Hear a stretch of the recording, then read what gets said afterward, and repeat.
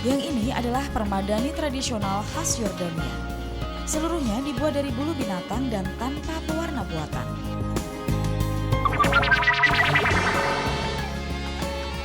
Amati warnanya, sangat cerah bukan? Lihat juga motifnya, sangat unik dan khas. Deretan permadani ini hanya sedikit dari sekian banyak permadani khas negara Yordania. Dan kalau bicara permadani Yordania, maka tidak akan lengkap jika tidak menyinggung kota Madaba. Kota yang terletak di selatan ibu kota Amman ini memang dikenal sebagai sentra produksi permadani Yordania. Di kota ini, permadani dijajakan di mana-mana.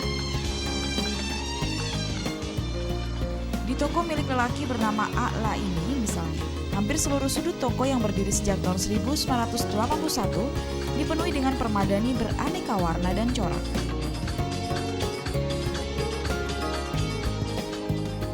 Permadani yang ada di toko ini seluruhnya dibuat dengan tangan. Dan inilah si pembuatnya.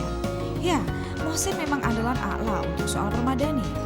Lelaki ini sudah 6 tahun bekerja di toko A'la sebagai pembuat permadani. Mohsen mewarisi keahlian membuat permadani ini dari ayahnya yang sebelumnya juga bekerja di toko milik A'la.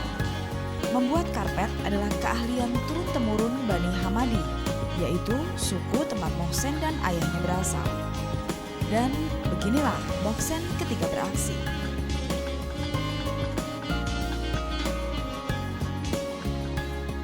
Yang ini adalah permadani tradisional khas Yordania.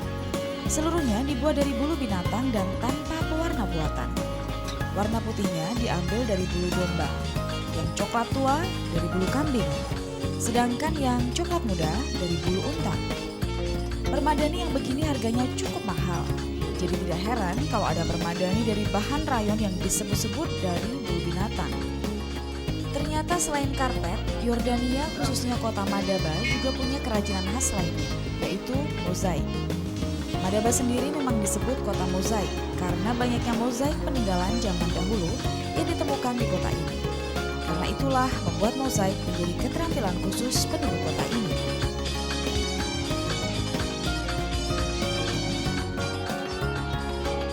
Membuat mozaik ternyata butuh kesabaran dan memakan waktu cukup lama. Pertama harus ditentukan desain dan motif apa yang akan dibuat.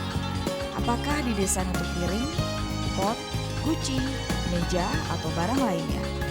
Motif yang digambar biasanya berhubungan dengan kehidupan sehari-hari, seperti hewan, tumbuhan, atau manusia. Selain digambar, para pengrajin ini akan mengerjakannya dengan sangat hati-hati. Mereka harus memotong batu yang besar hingga menjadi potongan-potongan kecil yang disebut tesserae. Setelah semuanya tersusun rapi, barulah dikeringkan. Untuk membuat sebuah piring besar dari mozaik diperlukan waktu sampai berminggu-minggu. Bayangkan jika harus membuat meja atau guci, mungkin bisa berbulan-bulan. Selain karena memang rumit, para pengrajin hanya diperbolehkan bekerja selama kurang lebih 4 jam setiap harinya. Sebab jika terlalu lama, pekerjaan ini dapat membuat mata lelah dan badan pegal-pegal. Tapi semua kerja keras dan ketekunan ini memang tidak sia-sia. Mozaik yang dihasilkan pun sangat indah. Dan pastinya harganya pun jadi ikut terkatrol. Tidak salah memang kalau orang bilang harga tidak pernah bohong. Vira Purnama, Ibnu Sa'dan, Trans TV, Yordania.